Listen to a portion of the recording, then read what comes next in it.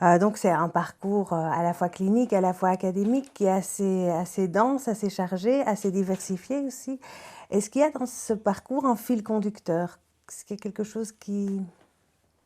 Le fil conducteur, il m'a été donné dès mes études de philosophie, qui m'a donné cette exigence de réflexion et de besoin du débat critique par rapport à tout ce que j'entreprenais.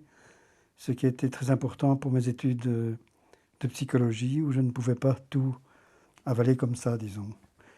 Et la rencontre alors d'un professeur comme Jacques Scott, qui avait lui-même cette culture philosophique très, très développée, qu'il avait eu en Allemagne et en Suisse, ça m'a tout de suite parlé. Mhm. Et donc cette exigence philosophique qui est aussi l'exigence d'ouverture à d'autres disciplines que celle de la psychologie. La psychologie qui a évolué d'ailleurs, on en reparlera peut-être, mais quand nous étions en psychologie, il y avait beaucoup de cours, presque un tiers de cours était de la philosophie, Mhm. de métaphysique, histoire de la philosophie, morale, etc.